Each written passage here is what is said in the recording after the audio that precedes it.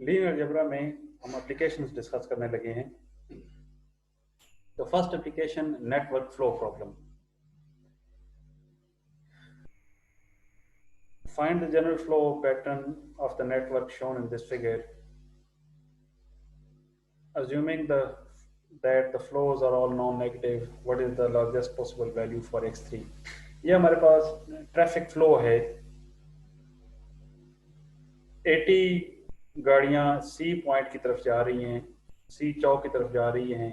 जब सी को क्रॉस करती हैं तो कुछ गाड़ियां बी चौक की तरफ चली जाती हैं और कुछ जो हैं वो ए की तरफ चली जाती हैं।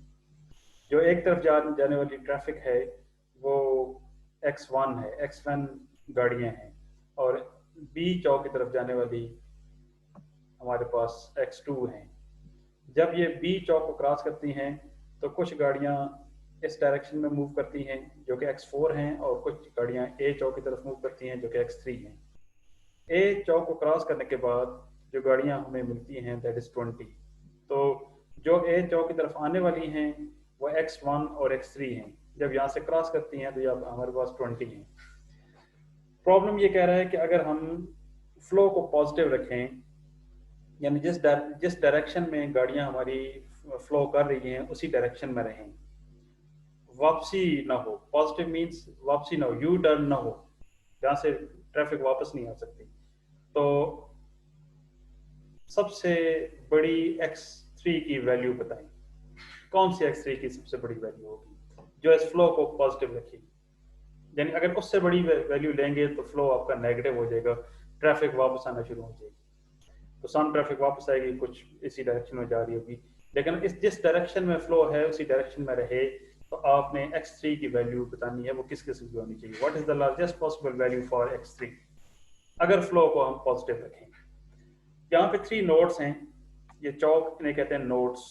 3 नोड्स A B C। अगर 3 नोड्स हों तो इसके करस्पॉन्डिंग आपके पास 3 इक्वेशंस बनती हैं हमेशा। 3 नोड्स तो 3 इक्वेशंस, हर नोड के करस्पॉन्डिंग हमारे पास एक इक्वेशन आएगी। तो नोड ए, जो ट्रैफिक ए पॉइंट की तरफ आ रही है और जो इसको क्रॉस करके जा रही है, दोनों आपस में इक्वल होनी चाहिए, यानी incoming is equal to outgoing. जो ट्रैफिक ए चौक की तरफ जा रही है और इसको क्रॉस करने के बाद जो भी हमें मिल रही है ये आपस में इक्वल होनी चाहिए। Incoming is equal to outgoing. तो पॉइंट ए, जो हमारे पास पॉइंट ए है, इसको हमने कट कर लिया। x1 और x3 गाड़ियां ए पॉइंट ए चौक की तरफ जा रही हैं और इसको क्रॉस करने के बाद ये 20 बन जाती हैं। तो it means x1 plus x3 which is equal to 20। Very simple. Incoming कौन से हैं? x1 और x3, इन दोनों का सम, और outgoing 20। So x1 plus x3 which is equal to 20। Node B, इस बी को हमने कट कर लिया यहाँ से। बी चौक की तरफ जो गाड़ियां आने वाली हैं वो हैं x2। x2 गाड़ियां बी चौक की तरफ आ रही हैं और इसको क्रॉस करने के बाद कुछ गाड़ियां इस डायरेक्शन में जाती हैं, x4 डायरेक्शन में, और कुछ गाड़ियां इस डायरेक्शन में जाती हैं। तो incoming is equal to outgoing. x2 incoming है और आउटगोइंग कितनी है? x3 और x4। तो x3 plus x4 which is equal to x2। ये x2 is equal to x3 plus x4, x2 minus x3 minus x4 which is equal to 0। इस तरह C point, C चौक, C node, incoming 80, outgoing x1 or x2. So x1 plus x2 which is equal to 80. Incoming is equal to outgoing. So 80 is equal to x1 plus x2, या x1 plus x2 which is equal to 80. Now we have 3 equations and 4 unknown. 4 unknowns, 1, 2, 3 and 4. अगर ये system consistent है तो एक variable लाजमी हमें free मिलेगा, क्योंकि नंबर ऑफ इक्वेशंस कम है नंबर ऑफ वेरिएबल से। अगर ये सिस्टम कंसिस्टेंट होगा तो एक वेरिएबल लाजमी हमें फ्री मिलेगा। तो right augmented matrix, coefficient matrix लिखा और राइट साइड पे जो कांस्टेंट्स हैं उनको लिख लिए 1 0 1 0। जो वेरिएबल नहीं है उसकी जगह उसका कोएफिशिएंट 0 है। तो first equation x1 plus 0 x2 plus x3 plus 0 x4 which is equal to 20। ये हमारे पास 20। Second 0x1 plus x2 minus x3 minus x4 which is equal to 0, x1 plus x2 plus 0x3 plus 0x4 which is equal to 80. तो 1 की जगह 0 लाएंगे, elementary row operation, r3 minus r1, 1 minus 1 0, 1 minus 1 0 और 80 minus 20 that is 60. यहाँ से अब हमारे पास r3 minus r2, क्योंकि सेकंड एलिमेंट हमें नॉन जीरो है, इससे नीचे हमने 0 लेके आना है, तो r3 minus r2, 1 minus 1 0, minus 1 plus 1 0 और यहाँ पे 1 0 minus into minus 1 1 और 60 minus 0 that is 60. तो यहाँ से गौर से देखें अगर आप, तो हमें x1, x2 और x4 these are the basic variables, जबकि x3 free variable है. So x1, x2, x4 are basic variables and x3 is free variable. So we find the values of basic variables in terms of free variable.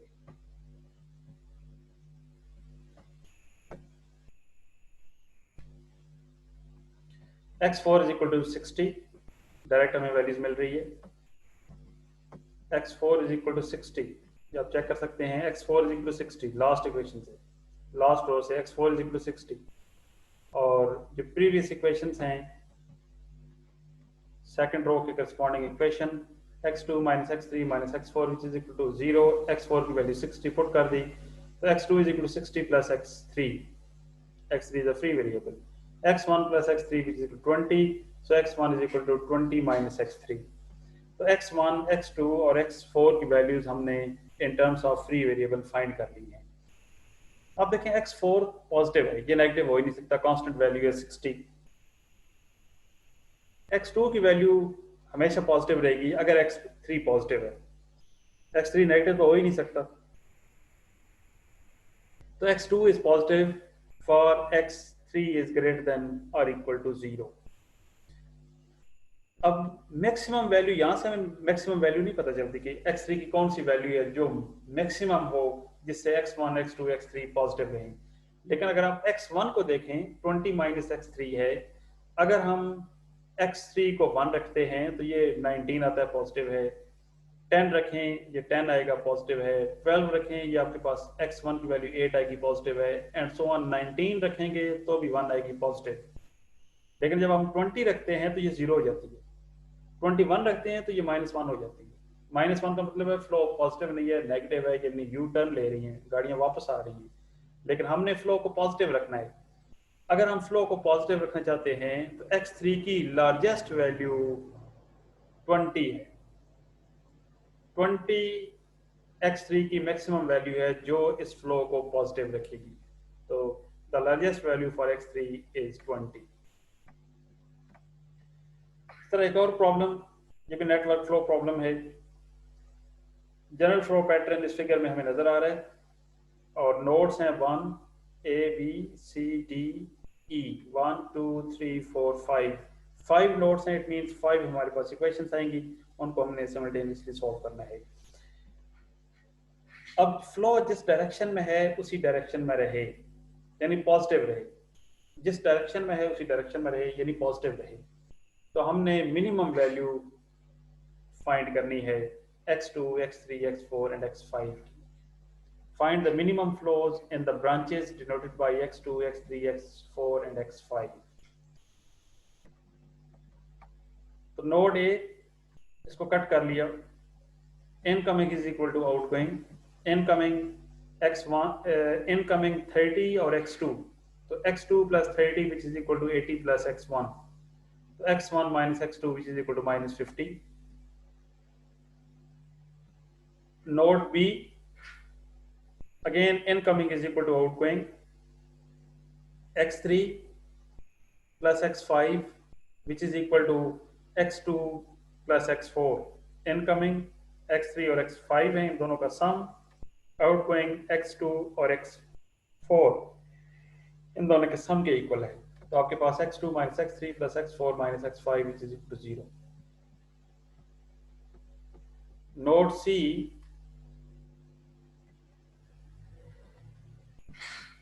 incoming 100 and x6 So x6 plus 100, which is equal to x5 plus 40. So x5 minus x6, which is equal to 60. Node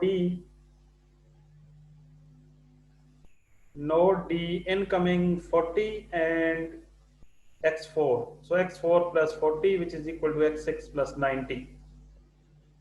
And last node E, that is incoming 60 x1, 60 and x1 plus 60, which is equal to x3 plus 20.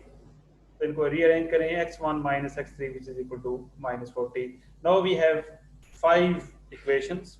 Her node के corresponding हमें एक equation मिली है, 5 equations and 6 unknown. अगर ये system consistent है तो एक variable लाजमी हमें free मिलेगा. Now again write augmented matrix. यहाँ से R5 minus R1, ये सब लोग जानते हैं augmented matrix कैसे लिखा है. 1 की जगह 0 लेके आना है, R5 minus R1. तो 1 minus 1 0, 0 minus into minus 1 1, minus 1 0 0 0 और minus 40 plus 50, that is 10. अब इसके बाद यहाँ पे 0 लेके आना है, अगेन 5th रो पे.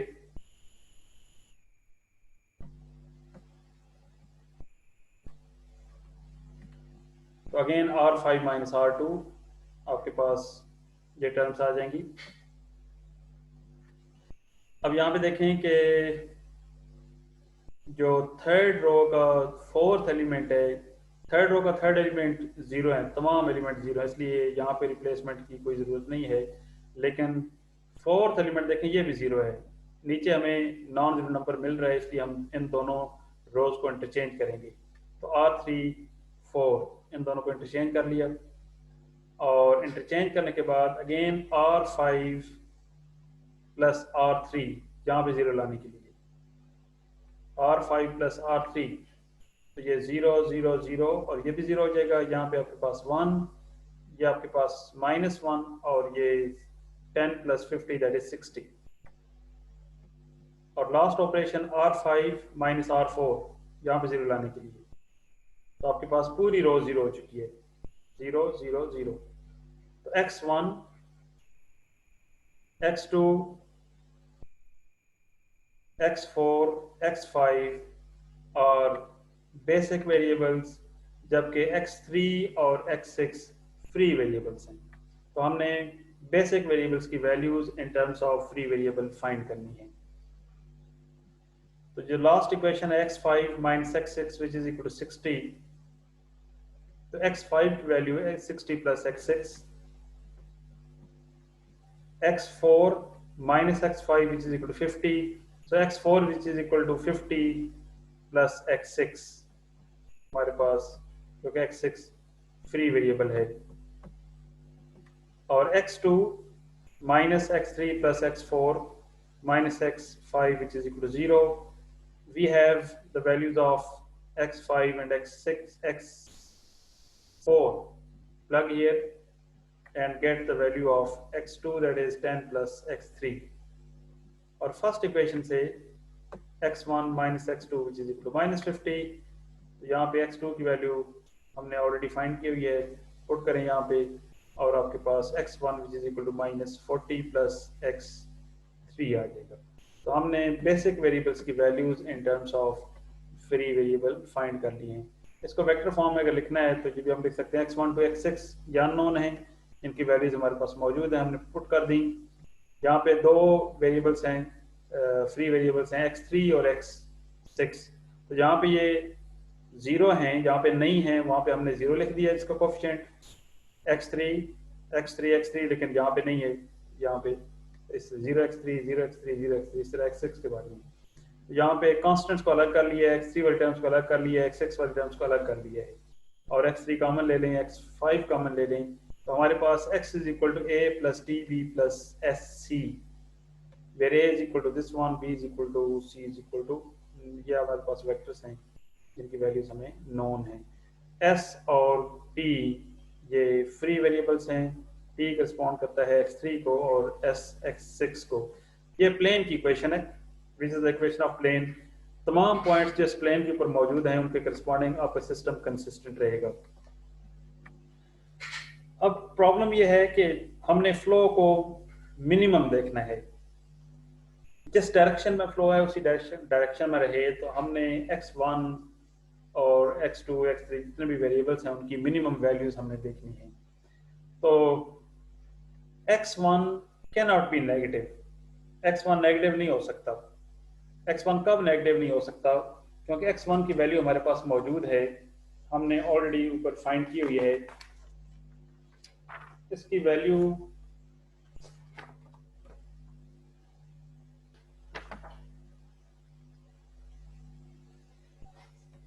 x1 की वैल्यू नेगेटिव नहीं हो सकती, ये हमने ऊपर फाइंड की हुई है कि x1 which is equal to -40 plus x3। x1 positive है, ये नेगेटिव नहीं हो सकता। तो कब नेगेटिव नहीं हो सकता ये हमने देखना है। x1 अगर पॉजिटिव है it means -40 plus x3 positive है, -40 प्लस x3 पॉजिटिव। और x3 अगर 40 से ग्रेटर होगा, 40 जब 40 से ग्रेटर होगा तो आपके पास x1 पॉजिटिव रहेगा। x1 आजाद नहीं, x1 x3 पे डिपेंड करता है। x1 और x1 x3 पे डिपेंड करता है। x1 को अगर मैं पॉजिटिव देखना चाहता हूं तो x3 की वैल्यू -40 या 40 से ग्रेटर होगी। x3 की वैल्यू 40 या 40 से ग्रेटर होगी। x2 की वैल्यू हमारे पास मौजूद है, x2 which is equal to 10 plus x3। अब x3 की हमने मैक्सिमम वैल्यू फाइंड की हुई है, सॉरी मिनिमम वैल्यू फाइंड की हुई है 40 या 40 से ग्रेटर। तो x2 क्या बनेगा? x2 which is equal to ये 10 प्लस x3 है। अब x3 की मिनिमम वैल्यू कितनी है? 40 है या 40 से ग्रेटर है। अगर मैं x3 की जगह 40 लिख देता हूं इट मींस मैंने मिनिमम वैल्यू लिखी है। मैं 41 भी लिख सकता था, 42 भी लिख सकता था, 43 भी लिख सकता था। इट मींस अगर मैंने यहाँ पे मिनिमम वैल्यू लिखी है तो ये जो वैल्यू मेरे पास आएगी ये मिनिमम वैल्यू आएगी, बाकी तमाम वैल्यूज इससे ग्रेटर आएंगी। सो x2 इज ग्रेटर देन और इक्वल टू 50।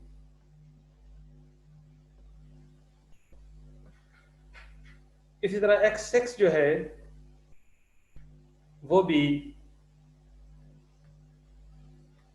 नेगेटिव नहीं हो सकता। क्यों? x6 मेरे पास ये है, x5 हमारे पास है, x5 which is equal to 60 plus x6 और x4 which is equal to 50 plus x6। अब देखिए मिनिमम वैल्यू x6 तो नेगेटिव तो नहीं हो सकता। अगर इसको पॉजिटिव रखना है तो पॉजिटिव 0 हो सकता है, 0 या 0 से ग्रेटर, तो मिनिमम वैल्यू यहाँ पे 0 बनेगी। तो x6 नेगेटिव नहीं हो सकता। अगर नेगेटिव नहीं हो सकता तो x4 और x5 की वैल्यू, x4 की वैल्यू 50 से ग्रेटर या 50 के इक्वल और x5 की वैल्यू 60 के इक्वल या 60 से greater. So x6 can not be negative, क्योंकि नेगेटिव तो हो ही नहीं सकता। फिर अगर मिनिमम वैल्यू देखनी है तो वो 0 होगी। तो x3 की वैल्यू x5 की वैल्यू 60 या 60 से ग्रेटर होगी, क्योंकि 1 भी हो सकता है, 2 भी हो सकता है, 3 भी हो सकता है। मिनिमम 60 आएगी और बाकी 60 से ऊपर चलती चली जाएंगी। इस तरह x4 की वैल्यू 60 या 60 से ऊपर चलती चली जाएगी। तो x6 x2 की वैल्यू हमारे पास मिनिमम वैल्यू हमारे पास x2 की देखें यहाँ पे 50 है इक्वलिटी, x3 की वैल्यू हमारे पास 40 है और x4 की वैल्यू 50, x6 की वैल्यू 60 मिनिमम, जबकि x1 और x6 0 है।